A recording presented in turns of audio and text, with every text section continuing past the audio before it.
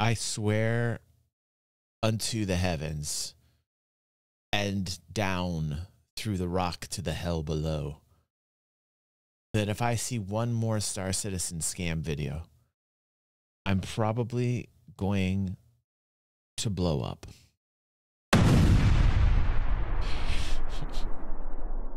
I have been around for a very long time. And when I see one of these, because I watch what the algorithms want us to watch. You're not quite understanding of that. Our algorithm is organic. It's you. It's the people that watch. I'm putting a link down here for our giveaway, but I'm also putting a link down here for our Discord so that you can become an algorithm. And what it is you find the most interesting things in the world to watch. Now, we have a lot of Star Citizen fans here, and some are new, some are old, and me, oh, I'm decrepit. I've been around since the dawn of time, and I've seen Star Citizen scam videos at least, and I am not going crazy and overestimating here, I would say 15 times a year. I would say once a month, there is a Star Citizen scam video that comes out for the 10 years I've been doing this. Now, most people are doing it for what we call the clickety-clack. They're doing it for the monetization. They're doing it to get, to build a community, and they're using the clickety-clack to monetize you, okay? And the intentions aren't really so pure. Okay, now, let's see if, in fact, this is going to be built like that type of video, and it's going to be edited like that type of video. This is going to be fun entertainment, by the way. You're going to be the judge and the jury, and possibly the executioner. We're going to watch this, and we're going to see if this is meant for the clacks, the clickety-clacks, or if, in fact, this is, like, humorous. Like, is it entertaining, right? What is going to draw me in or make me rich? Here we go. How can one of the most financially backed video games in the world still be? No, I can already tell you, the clacks. There's the clacks right now is on level 10, just right off the gate with the graphics and the money, and I'm already detecting what we call salad vibes. I'm already smelling salad vibes. This dude, I'm going to let him speak, okay? Just realize I'm coming from a place where I've seen a lot of these, okay? This guy's name is Rapid Reacts. Now, everybody would say, well, DG, you're no different. You're like a reactor guy. I know I put DG Reacts on some of the videos here. I know I react to content like I'm doing, very similar to how this guy is doing. But let's just call me what I am, an enhancer.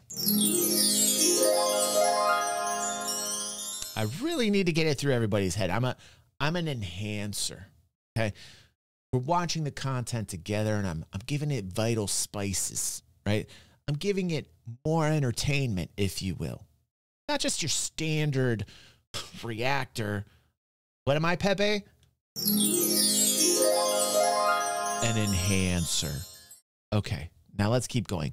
Clacks right now, whew, off the Richter scale.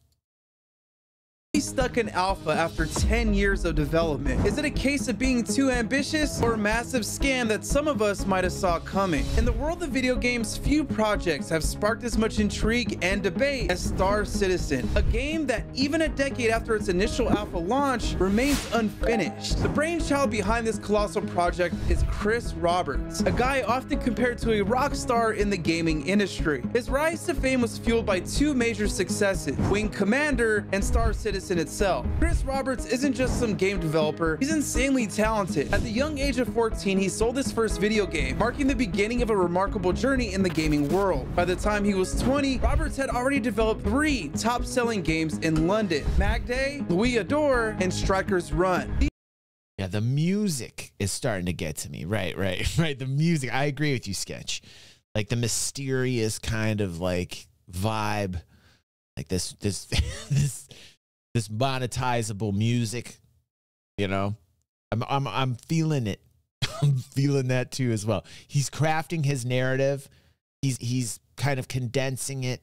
He's condensing the narrative. These games were created during an era when the Commodore 64 reigned supreme, the first PC to sell millions of units worldwide. After the release of Striker's Run in 1986, Roberts joined Origin Systems in 1987, a Texas-based video game development company. At Origin Systems, he worked on titles like Bad Blood and Times of Lore, which were known for their advanced graphics and gameplay for that time. Okay, I'll tell you what I like so far, that he's concentrating on the dude who made the game, and he's giving you a background of Chris, and he is condensing it good so far.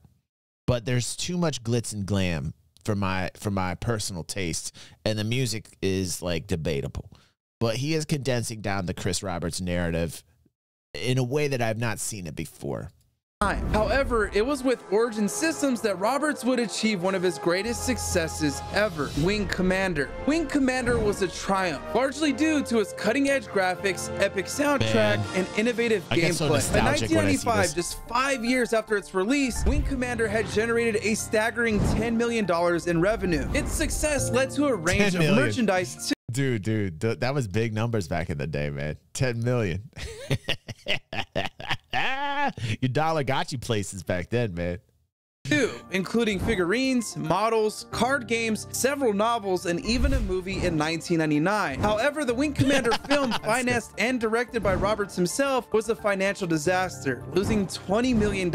This setback didn't deter Roberts, though, who, driven by a desire for more ambitious and immersive gaming experiences, left Origin Systems in 1996 to start his own company in partnership with Microsoft. In his new venture, Roberts worked on several massive projects, including the MMORPG Star Wars Galaxies for LucasArts, and a space combat game for Microsoft named Star Lancer. Despite his passion and efforts, his company Digital Anvil faced financial difficulties and was eventually acquired by Microsoft in the early 2000s. Roberts left the company in 2001, focusing on his film production aspirations instead. Before leaving, Roberts developed one last game with them, Freelancer. Released in 2003, Freelancer, a space simulation game set in a science fiction universe, I played the shit out of Freelancer. Is the freedom to explore an open world with numerous customization options for spacecraft. Despite its lengthy 6-year development plagued by management issues and Roberts' departure mid-project, Freelancer laid the groundwork for what would become Star Citizen. After his stint in the movie industry, Roberts decided to return to the gaming industry. In 2011, he founded Cloud Imperium Games and began work on his most ambitious project to date, Star Citizen. This game, a massively multiplayer space flight simulator. Okay. He's keeping me relatively glued in. We're 3 minutes in. Okay.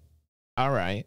He kind of condensed the Chris Roberts narrative fairly quick in 3 minutes. Okay. Getting in to the project now. Simulation was to be developed without the constraints of a traditional publisher, allowing Roberts to have complete creative freedom. Star Citizen was not just another project for Chris Roberts, it was his dream game, a culmination of everything he had learned and envisioned in his decades-long career. The game promised to be a genre-defining experience, combining space exploration, combat, and trading in a vast, persistent universe. It aimed to provide an unparalleled level of immersion with high-quality graphics and a detailed physics engine. In October 2012, Roberts launched a Kickstarter campaign to fund Star Citizen. The campaign was revolutionary, not just in its own goals, but also in its approach to crowdfunding. Roberts appealed directly to the gaming community, bypassing traditional game publishers. He presented a vision of a game made by gamers for gamers, free from the constraints and commercial pressures that came with a publisher like EA or Activision, to name a few. The response was overwhelming. The initial funding goal of $2 million was smashed, and the campaign went on to raise over $6 million, making it one of the most successful crowdfunding campaigns in history at that time. This success was a testament to the trust and also, we have an interesting interview on the channel with a dude named Bucha, who is a VC, and which just means a venture capitalist, because in the early days, they actually did go after individuals for seed money and were successful. And Bucha was one of those dudes. I don't think Bucha had a lot of money, maybe 10, 20, 30,000. I'm not quite sure exactly. He would never share the amount that he invested, but he was a dude who ended up pulling out his cash because he was upset. He was upset at the amount of time. But I think, like, personally, if you were ever going to be an investor in this, it's a long game. Like, you're investing for a long time to see your returns, and I think they'll pay out. I think those people that are still in for VCs, because there's a few, are if not starting to see that getting paid out to them. I mean, I would imagine now, especially with over 1,000 employees, that those VCs are starting to see the frothy tastes of their investments come to fruition, you know? And excitement the gaming community had in Robert's vision. However, the crowdfunding didn't stop there. Roberts continued to raise funds through the sale of... Right. And then Sketch says, how do you prove you're a VC? And Finger says, show us a bank statement. And right. He was knowledgeable when it came to the financial world, knowledgeable enough for me to take him seriously. And he was angry enough that he created a series called Sunk Cost Fallacy, I believe is the name of it. I'm sorry if it's been a while. And he was the dude that made like 7 or 8 videos kind of like going into his own experiences. And a lot of people got upset with him. He did take things a little personally with Sandy, which I didn't like. And I talked to him about that on that interview. It was an interesting interview. For the interview, he wore a space helmet. Actually, no. I pulled that from a video. I pulled him in his helmet. Like, every time this dude appeared on camera, he had an old school. I think it was from Buck Rogers. I think it was like an old school Buck Rogers space helmet. I can't remember where the helmet was from. But anytime he got on camera, he was in this helmet. And he made all these videos. And he was very upset. So, like, between all those videos of him being upset and having pretty good quality content, if you ask me, I didn't agree with a lot of it, but he took the time to make it. He edited it good. And he was an interesting guy to talk to. And I think that there's some validity that he was a venture capitalist, but like Sketch says, didn't see any physical proof that he was. But he had interesting stories about having lunch, I believe, with Jared, and the whole process that, you know, either he's a fantastic liar or he actually experienced these things. And I'm leaning towards he actually experienced these things. So he was a venture capitalist. It was an interesting time for them when they were trying to get that money. And then when they opened it up and they came out with their Kickstarter and smashed it, it was like, okay, what are we doing? Worried about venture capitalists. Let's go after the revenue here. And the rest is history. In-game items and ships, as well as offering various tiers of game packages. You can find that on the channel. This ongoing funding model was unique and somewhat controversial, as it allowed the game's budget to grow exponentially. By 2021, Star Citizen had raised over $300 million, a staggering amount for a game that's still in development. The scope of Star Citizen expanded with its budget. Roberts promised a game that would include a single-player campaign called Squadron 42, featuring Hollywood actors like Mark Hamill and Gary Oldman. The game's universe was to be vast, with over 100 star systems, each with its own planets, moons, and space stations, all richly detailed and explorable, something we hoped from with Starfield. The technical ambitions of Star Citizen were equally groundbreaking. The game was being developed using the MKII engine, known for its powerful graphics capabilities. Roberts aimed to push the engine to its limits, with plans for 4K resolution support, realistic physics, and a dynamic weather system. The attention to detail was meticulous.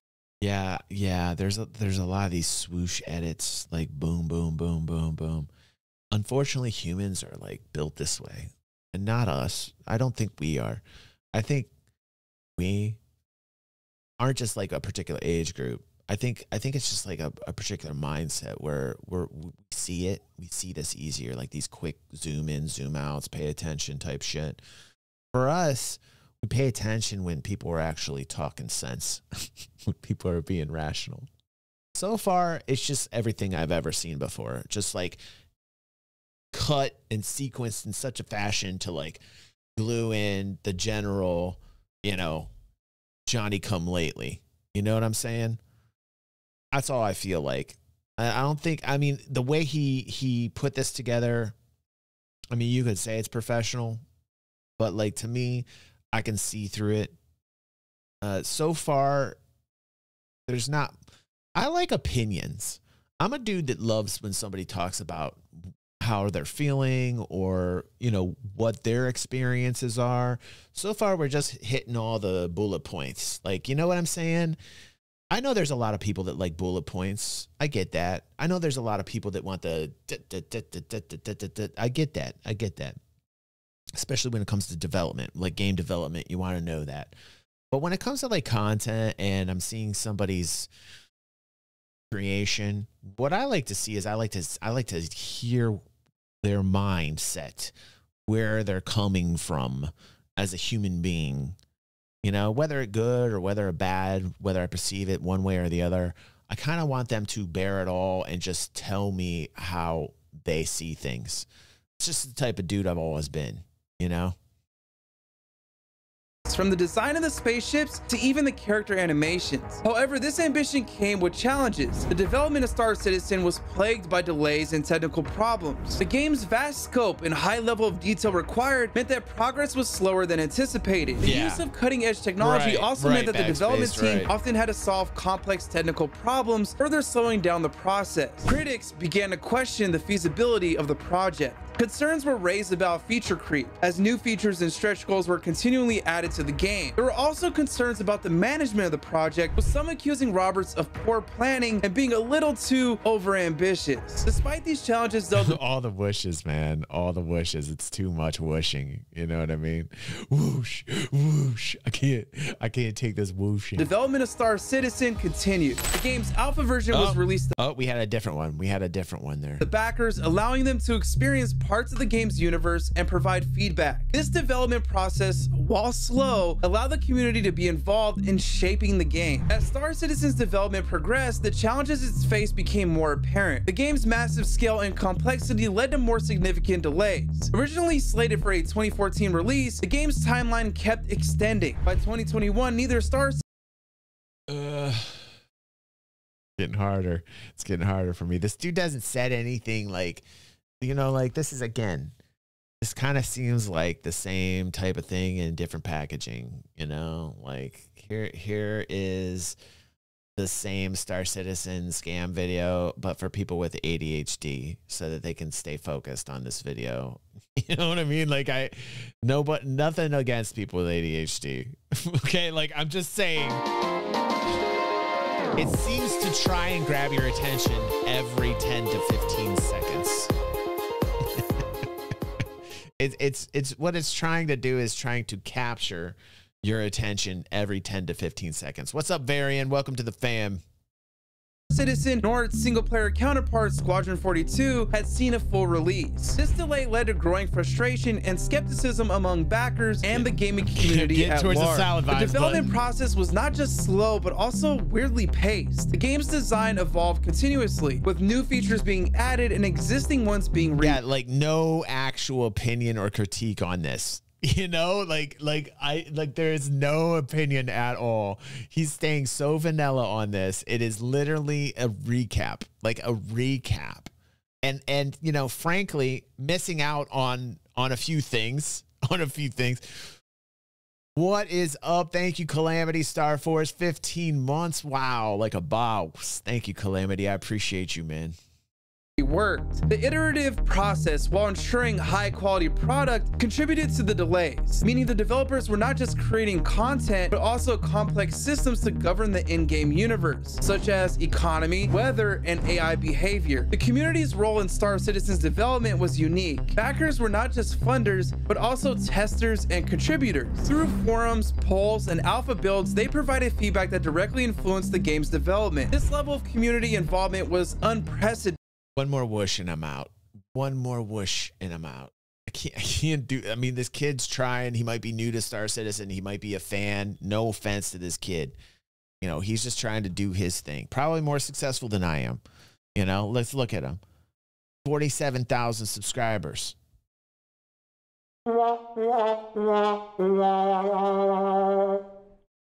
Hey, Pepe. I think we need a whoosh button. Can Pepe, we need a whoosh button. Can you get us a whoosh button? I'll whoosh us every 10 seconds, okay, Pepe?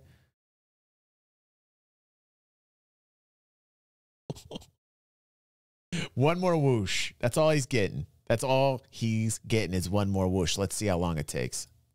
And created a strong bond between the developers and the that wasn't that long. That didn't take long at all. That's called salad. That's called salad. Incoming salad vibes. Salad vibes. Even vegetarians hate salad.